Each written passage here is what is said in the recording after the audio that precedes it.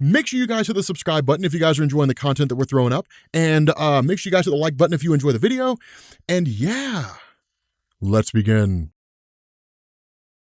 Okay, so we are continuing on with our discussion on The Boys, and as always, if you want to see the uncensored version full of swear words and everything, make sure you guys go check out patreon.com/comicsexplained. Costs like $1 a month, so it's not a great big huge expensive thing, and we're going to do Punisher Max after this, which, believe it or not, is even more hardcore than The Boys. But what this does is this picks up with the group with a superhero group that kind of sucks. They're called Super Duper, and it's kind of funny, right? Because it's like, in reality, Super Duper is just kind of like, I mean, they mean well, right? Like, and it's kind of interesting because it's like, they're the only really good superheroes that we've seen so far, which I guess really sort of shines into light the nature of the Boys comic, that like, when you do encounter a team of superheroes where all they want to do are good things, that like, you can't really take them seriously because they're kind of goofy. Like, one of the guys has Tourette's, and he just yells out like, and it's just, it's kind of messed up.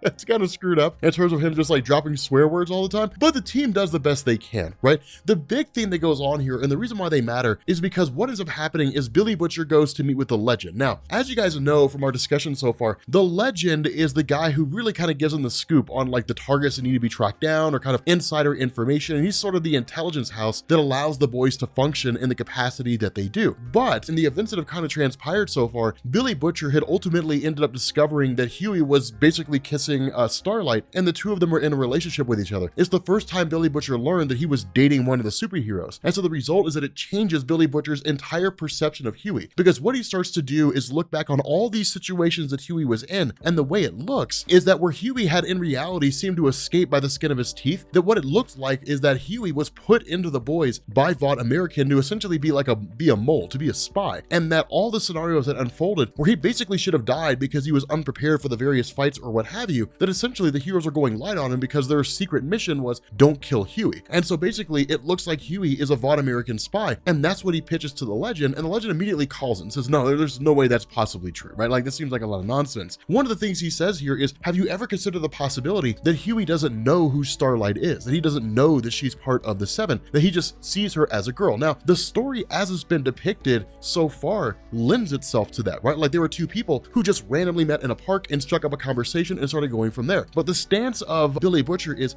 because of the nature of the Boys and what they do, it would be an insanely high coincidence if Huey, who's a part of a group that tracks down superheroes and either kills them or forces them to divulge information or uses them for their own cause, would somehow be unaware of who Starlight is as a member of the Seven. But remember, Starlight wears a mask for the most part. She doesn't really go out there with her face being seen by the entire world. And so because that is kind of intriguing, right? It's kind of interesting because it looks like, in reality, it seems like a massive coincidence, but there's also the possibility that Huey really is a mole for Vought American that's spying on the Boys. It's cool. Like, it's a really interesting concept that's sort of just thrown in there. The other half of this is that the team Super Duper is kind of a team that's just sort of there for the sake of the nostalgia, right? They're kind of like the science fiction team, like from the future, you know, that kind of a thing. They're almost like the Legion of Superheroes to a degree from DC Comics, but the way that this plays out is that their leader is essentially gone, right? He's been taken out, and he's basically being replaced by a pretty hardcore guy. And I don't mean hardcore insofar as he's like hyper violent. Well, I mean, I guess he kind of is, but hardcore in the sense like he doesn't really care about anything, right? So we'll cover that more once we get into it. But this guy's name is of course Malchemical. And so in response to the fact that Billy Butcher believes Huey might be a spy for Vought American, what he ends up doing is actually sending Huey to basically go and spy on Super Duper, and to in turn install these various little, you know, monitoring and spying devices and so on and so forth. And that's kind of the issue, is it's like Super Duper's a team that can't really be taken seriously. So why is Huey being sent to spy on him in the first place? And that's what Huey asks, right? Like, this mission is stupid. This team is ridiculous. They can't really be taken seriously. They don't do anything nefarious. They never have. So there's no reason for us to spy on them, right? But in turn, Billy Butcher's like, this is your assignment. Go and carry it out. And it's one of these things where while the Boys usually disagree, or they can disagree with what it is that Billy Butcher wants them to do, at the end of the day, he's the leader of the team. And so they essentially carry out these various missions here. And so it's kind of intriguing because, of course, what this does is it leads to really kind of returning to the Super Duper team. And they're just kind of characters who are a little bit goofy, right? Like, one of the characters, for example, she has the ability to phase through things, but like her powers don't really work that well, right? Like, they kind of work occasionally. And so she goes to phase through a wall and walks into it. And that's why she's got like a black eye and a broken nose, is because her powers don't really work consistently. They just kind of go on and do their thing. And that's why it's messed up, because then you basically jump into the introduction of Malchemical, and the guy immediately starts treating him like shit, right? Like that's the first thing that happens. He starts treating him like crap. Like he's making fun of the guy who has Tourette's and just like yells out swear words, basically just kind of poking fun at him, laughing at his disability, different things like that. The guy's basically a total jerk. And when you have like Aunt Sis, who's there as kind of like the leader of the team, really more of like a mother for the team, kind of encouraging them and saying, hey, like you guys can do this and you guys are capable and all that kind of stuff. And in a lot of ways is really sort of the emotional linchpin for the team. Like Mal Chemical doesn't really take her seriously. He's like, you know, you're adorable, you know, but like this team is basically a bunch of goofballs. Like I don't even know why you really waste your time on them. Like they're all really just kind of ridiculous. And so what you end up having is the team that goes on patrol. Now, admittedly, this is kind of silly, right? Like when they go on patrol, it is kind of laughable because I mean, they're doing good things, but like their patrol is like they're going around their neighborhood and there's literally a cat stuck in a tree. And so one of them who has the ability to shapeshift basically like taps into the tree and then in turn just like scares the cat off. And the idea is for one of them to essentially lay down on the ground, this great big huge, you know, overweight kid lay down on the ground and the cat will like jump down and it'll land on him as a safe landing and then the cat will be okay. The team is silly is really what it is. Like it's sort of this kind of goofball team, but at the same time, you can't help but feel bad for them, right? Because like they're trying their best. But the big thing, or really at least one of the big things that comes out of this is really like mother's milk. Now, this is important because what this shows is that just because Billy Butcher's leading the team does not mean they follow Billy Butcher with like some sort of religious fervor, right? Like Mother's Milk sits down and says, okay, so like he's talking to Frenchie and he's like, here's the problem here. Super Duper is a team that can't really be taken seriously. And the whole pitch by Billy Butcher is Mal Chemical's being moved to become the leader of the team. So maybe like Super Duper is going to be moved up in the ranks and they're going to become like a more serious contender. And that's why he sent Huey to spy on them and to make sure, you know, to see if that was going to be the case. But the reality is they were a team that's incapable of really doing anything meaningful. So there's no way Vaught American would invest the time or money to move them into like a more serious position because they're not meant to be taken seriously. They're there just for the sake of sales and that's it. They just play their role, they do their part, and they'll never be anything more than that. And Frenchie's like, yeah, that kind of makes sense. And so he's like, if that's the case, why would he send Huey to spy on that team? Like there's something else going on here. Like Billy Butcher's doing something else. None of this really seems to make any sense. And so that's the issue, is because at the end of the day, like it's one of these things where Billy Butcher seems to have his own scheme and Mother's Milk's trying to figure out what's going on, because the reality is that Mal Chemical is a character that's not to be trifled with, right? Like he's crazy, he's just a horrible guy and exceedingly dangerous. And if Huey was sent on what amounts to a suicide run, then ultimately it could get him killed. And so essentially the way that Mother's Milk sees this, Billy Butcher's got his own agenda, who even knows what it is, and he's literally sent Huey into the lion's den and Huey could die. And that doesn't sit right with Mother's Milk. It's one of these cool things where basically the members of the boys look out for each other, especially when they're being sent on a mission that's questionable by Billy Butcher. And so what you end up getting is kind of transitioning back to Mal Chemical into Super Duper. Mal Chemical really just kind of starts teasing Aunt Sis and making fun of her and saying, look, like, why do you really even care about these guys? Like, I get that what you're trying to do is a good thing and that's adorable, but in reality, like, this team is and like you're dumb for leading it. Like this team's not really a serious thing. The other half of this is that Aunt Sis really looks at it and says like, you're being sent here as a punishment for us, right? Because like, I guess for whatever reason, we're not making enough money or we're not doing something that Vaught American deems to be worthwhile. And so you're basically being sent here as a punishment for us. And so it's one of these things where it's kind of like, you stay away, right? Like if you're going to be the leader of the team, that's fine. Vaught American put you here. There's nothing we can do to stop it, but like leave us alone and quit being a and just let us do our thing, because you're not doing anything but like tearing down these guys who are just trying to do the right thing. And it's a good point to make, right? Because that's really all Mal Chemical's doing. Like you have these guys and sure, they've got their downsides and they are for the most part a team of people who are essentially inept, but it doesn't take away from the fact that they're trying to do great things. And why tear that down? It's a really good point to make. The issue with this is that like where you end up having one of the guys who's just kind of sitting there, really the character of Bobby, you know, the overweight kid who's just sitting there and just like shoveling ice cream in his mouth. Black Hole's like, well, I can consume all kinds of matter. So he basically takes in like a spoon and a bowl and the whole 9 yards and starts choking on the spoon. And this is where things get interesting, because Huey watches this unfold and Huey could have easily taken the stance of saying like, well, one less superhero in the world, if this guy chokes to death, whatever. But remember, Huey's a good guy and there's a lot more humanity to Huey than we see in like really in like Billy Butcher himself. And so Huey, of course, knowing how CPR works, knowing that was part of his training course with regards to the boys, so that if any of them ever struggled or they need to be resuscitated, he'd be the one to be able to help them out. He jumps in, basically cuts the throat of Black Hole so he can breathe, and then in turn basically says somebody call an ambulance, you know, and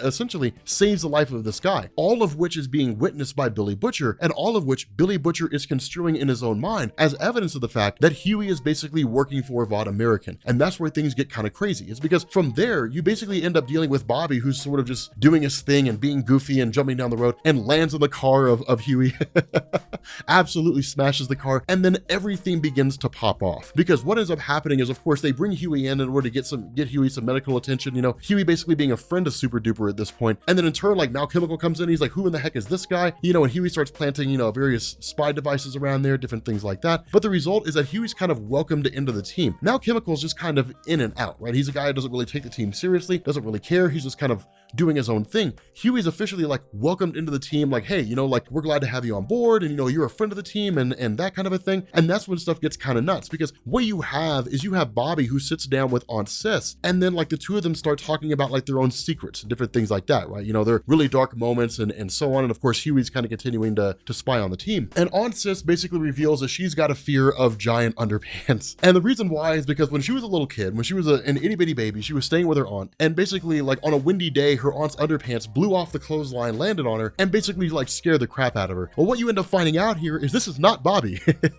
This is Mal Chemical masquerading as Bobby, who basically has the secrets of this chick. And so what ends up going down here is that when this whole thing sort of transpires, that basically like Aunt Cisco's walking into a room looking for Mal Chemical, and he's like a giant pair of underwear and like descends on this chick and just starts tormenting her like it's his giant underwear, you know, just like tormenting the hell out of this woman. Everybody comes running, everybody comes screaming. He in turn starts tormenting the rest of the team, and then he basically lays it on the line and says, here's the deal, like here's what's gonna happen from this point going forward. Like I'm doing my thing, like I'm doing my thing from this point on. You guys are gonna do whatever I tell you to. None of you are gonna call Vaught American. None of you are gonna tell anybody what's going on. If you don't, I'll just kill you guys, and we'll sweep it under the rug and call it a day. And we'll say you guys died in some accident, and nobody's gonna care. You guys don't really make enough money for Vaught American anyway, so they'll just replace you with somebody else or whatever the case is. But lays down the hammer and immediately just like continues the path of tormenting them. Now, while all this goes on, this is a very important thing here. While all this goes on, Mother's Milk has been investigating the whole situation with like Huey and so on and so forth. And what he does is basically track down the main contact for the Seven with Vaught American and immediately corners him and is like, what's going on with Huey? Like, why did you put him in our group as like, you know, some kind of spy? And the response of Vaught American from what he says,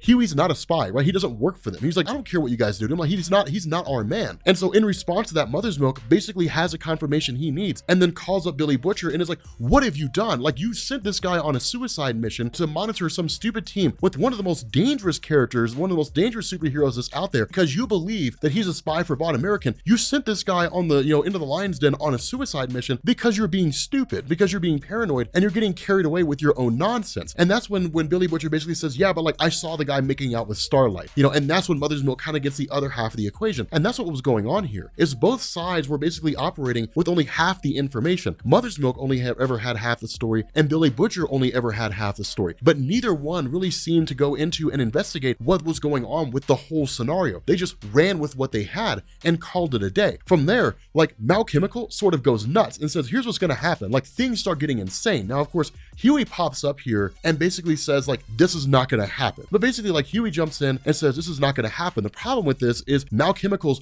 way above his league, right? Like Mal Chemical starts like shifting into a gaseous form and then turns his arms into like these super sharp tentacles and just starts like cutting Huey to shreds. Things are popping off fast, but this is the ingenuity of Billy Butcher. And this really shows the inexperience of Huey here, because Billy Butcher looks at this and says, okay, it sounds like Mother's Milk is right? Like Huey is not an agent working for Vaught American. And so instead he basically walks in there and says, fine, like if Mal Chemical's gonna set himself into a gaseous form, then we'll just set it on fire. So he literally just lights a lighter to the guy and lights his up.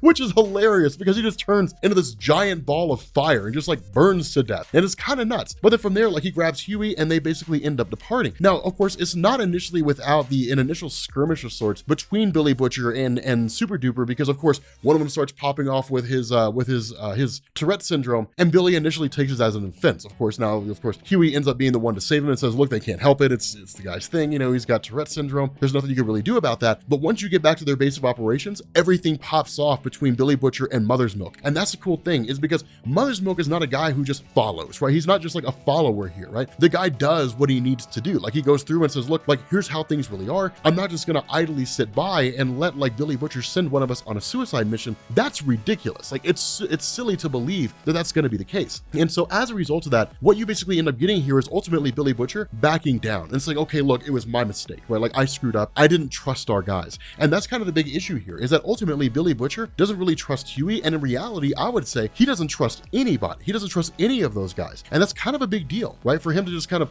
work alongside these guys and not really trust any of them, especially, you know, since he's known them that long. And so ultimately, like, what he tells Mother's Milk is, okay, look, Huey can't know about this, right? Huey can't know that I basically sent him on a suicide mission because I thought he was a spy for Vought American, right? Because if Huey learned that, he would bail on the team. And if he did, who knows what information he could basically reveal to Vought American if he so chose. But the reality of this, and really, Billy Butcher isn't entirely wrong. Huey is kind of a liability, right? Like, he's somewhat of a liability for the team insofar as, you know, with him being in a relationship with Starlight, she could sway him to the side. Like, it could be that he's just revealing facts, not really paying attention to what he's saying. You know, things could slip out. There's a lot of stuff that could come from him associating with the superhero community in a romantic way that could ultimately sabotage everything the boys are doing. And so that's kind of the crazy thing, is because with that being the case, of course, Mother's Milk basically leaves, and then it switches over to Homelander. And this is when Homelander really begins to snap here, right? Because kind of a back thing going on, sort of I guess a side plot taking place in this, is that over the course of time, that what we've seen with Homelander is he's become more and more extreme, where Homelander was really somewhat of a company man, right? Like,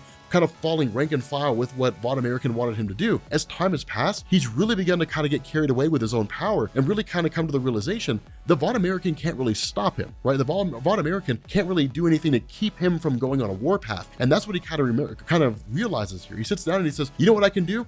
I can do pretty much anything. And it's about time that I get started. And that's what you're going to start seeing going forward, is Homelander systematically losing his mind, going more and more crazy and doing all kinds of insane things, and ultimately getting to the point where he just sort of loses his mind and becomes really the answer to the question, what would happen if Superman just became this insane villain? But with that being said, guys, we're going to bring this video to an end. If you guys are new here to Comics Explained, make sure you guys hit the sub button to become part of the Rob Corps. If you guys enjoyed this video, make sure you drop a like. And as always, if you want to see the uncensored version of this, all the swear words and inappropriate imagery and all that kind of stuff, make sure you guys go check out patreon.com/Comics Explained, and I will catch you all later.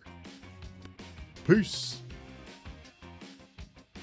I want to give a shout out to Jason C, Austin S, Jason S, Austin H, Phillip, and Austin B. We have a lot of Austins in our Patreon, as well as Genosis916. Genosis didn't give us a first and last name, so we kind of had to roll with it. I didn't mention your all's last names.